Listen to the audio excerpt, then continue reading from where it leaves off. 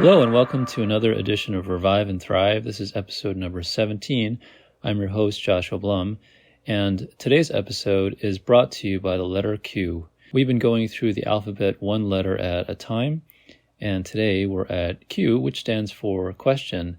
And the way this has worked is basically every podcast episode focuses on a little aspect of burnout, specifically for physician fathers. The idea is to walk away with a couple little actionable steps to take to combat burnout that you experience in your own life. Now, it could be professional burnout, such as with your job. It could also be with parenting. It could be either one. Burnout is not, as I mentioned before, it's not a medical term. It's not even really a well-defined term. If you look at it specifically, definition-wise, when it's been written about, it is a triad of three things: emotional exhaustion, and depersonalization, and feeling of being disconnected from yourself. And lastly, a sense of low accomplishment. So lack of satisfaction in what you do, even if other people praise you. At some point, that typically will progress into something that's more akin to like clinical depression. But burnout by itself does not necessarily imply that people are depressed. It can be sort of a final common pathway or final common endpoint that people do end up at. It's certainly a factor into suicide, particularly for physicians, I would think. It's hard to make that link, but if you look at suicide among physicians, you often see a lot of these characteristics there, that people are frustrated in their day-to-day life. They feel like what they're doing is somehow not only unsatisfactory, but just meaningless. And you often will see other things in life that build on that. So problems at home, financial issues, and so forth. But that's on a definition level. But I think often people notice it in other parts of life. You could get burnout of a creative project. You could get burnout with, let's say, you are doing a particular hobby, and you could get kind of burnt out with it.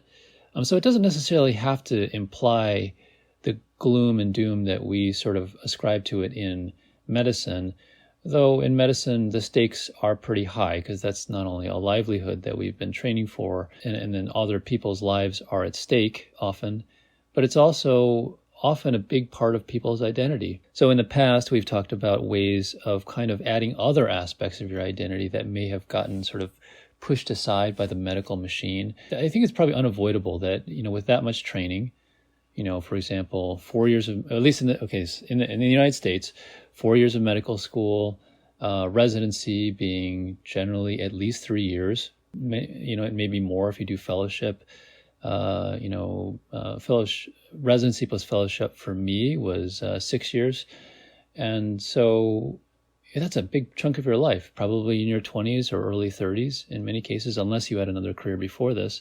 So I would say that weighs on people. Why did I pick question for Q? Why that one?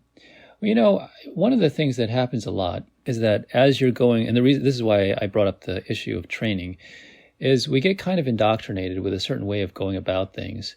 And that's often we'll say yes to something without sometimes actually knowing why we have to do it.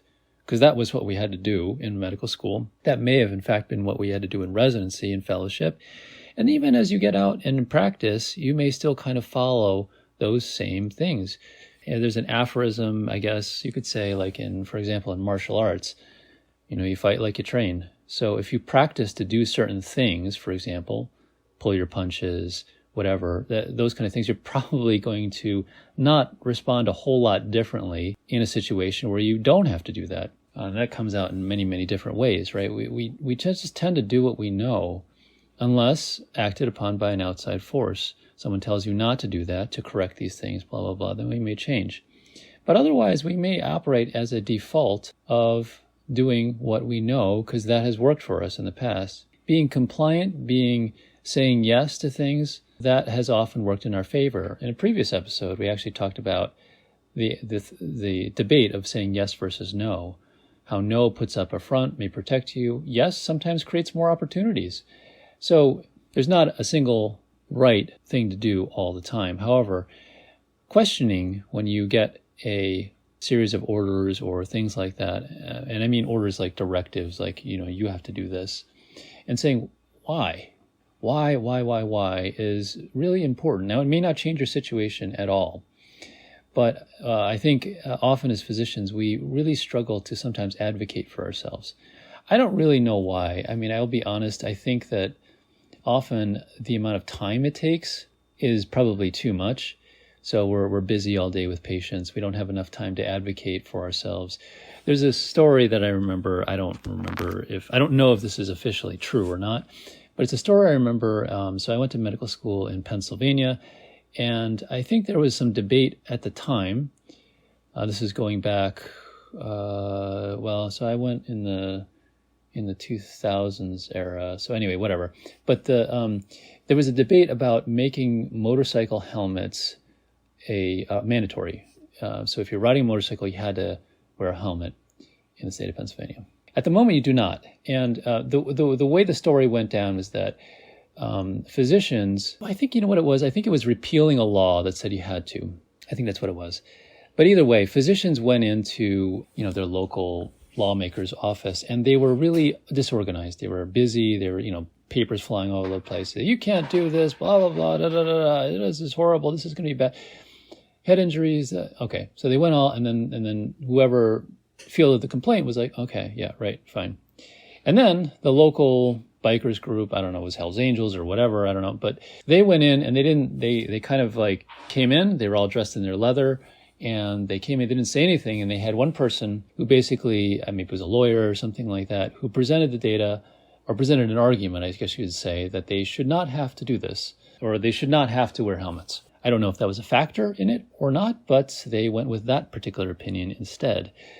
And so I think sometimes when we're physicians, we come at it from a place of compassion, and we're looking at all these things that could potentially go wrong unless this particular bill is passed, this funding package goes through, whatever this particular intervention is made available. But then I think sometimes we lose track of the fact that, on a wider societal perspective, people don't see it that way. They don't really care in the same way. They look at different things. They look at things like money. I think when we encounter that, of course, it can often be quite discouraging. But there's a lesson to be learned in that, I think. We struggle sometimes to make our voice united. For example, there's all these debates about whether physicians should have unions. Nurses have unions. Physicians do not. Unless you're in a residency, for example, that has a union. There are some that do have them. By and large, once you get out, you're not in a union. You're on your own. Why is that? Are we not capable of organizing to do that? Do we not want that? Do we want to protect our autonomy? There's lots of different reasons why, but I think it's difficult in a group as heterogeneous as physicians to organize in that way. Not that we can't do that. I think we could do that, but we seem to struggle. Someone smarter than me can probably elucidate why that is on a more detailed level. Advocating for ourselves can be challenging. I mentioned before, and you may have noticed this in your own life, when physicians take on jobs, very often we do not negotiate. Again, I'm not really sure why that is. There's that stereotype. People talk about a job that they took, and you're like, why in God's name did you take that?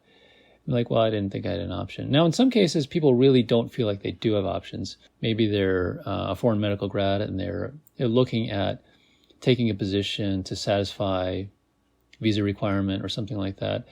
But you do have options. In many places, physicians are in demand. Not in all places, but in many places.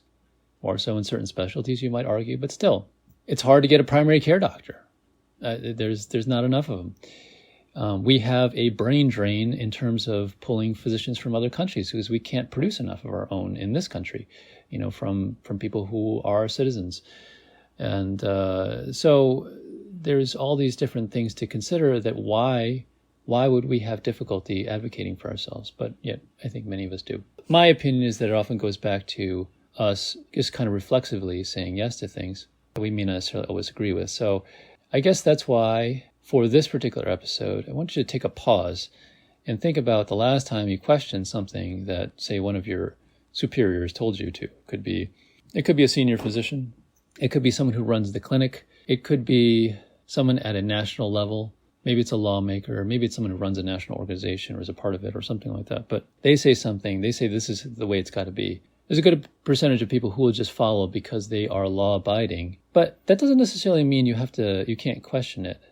I had a mentor when I was in fellowship, who I still am in contact with, wonderful human being, and he said something once that has always stuck with me. And he said, we may, at the end of the day, sometimes we don't have anything really to offer but our curiosity, a sense of curiosity in looking into things more.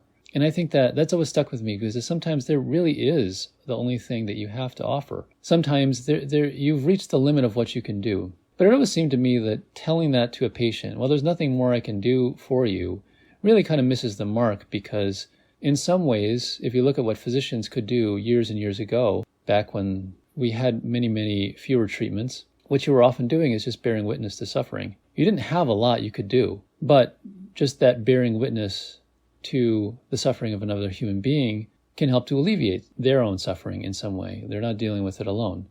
And so it's not nothing. And I think when we forget that actually we do have quite a bit to offer, even if we don't have anything to give physically, it's just something that's worth noting. Being curious and asking why is not just a point of, I think, protecting yourself. It's not just about creating more time or freedom in your schedule. It's not about necessarily putting off things that you'd rather not do. But sometimes it's about being able to do your job better. It's about being able to have more time for the things that really matter. Maybe that's your family, maybe that's your spouse, maybe that's your hobbies, because you're able to cut to the issues more effectively by continuing to ask why. There's a little exercise, and you can certainly try this. It's the 5 whys. And if you really want to know the answer to something, like this is like your motivations and things like that, ask why. Continue to ask why again and again and again, 5 times. So someone says, like, I'll just come off the top of my head. Patient says, like, I lost my appetite. You say, okay, why? Maybe more elaborate than that, but why? It's like, well, I feel nauseous. Like, okay, why do you feel nauseous? I feel sick to my stomach when I get up in the morning thinking I have to go to my job. All right, already we're started like, whoa, this is like kind of like more, deeper kind of thing. It's like, why do you feel sick when you think about your job? Because I have a lousy boss and the working conditions are terrible. Okay, so and then you may ask, well, why do you stay with a job with a lousy boss and working conditions are terrible? It's like, I don't have any options, and it's the best I could find. And you can see how that conclusion versus the appetite thing are quite different. They're quite far apart, but yet they're important because they're connected. So I would say continue to ask why. Be curious. Don't necessarily say yes or no reflexively. Think about it, and I hope you have a great weekend and keep moving forward. Talk to you next time.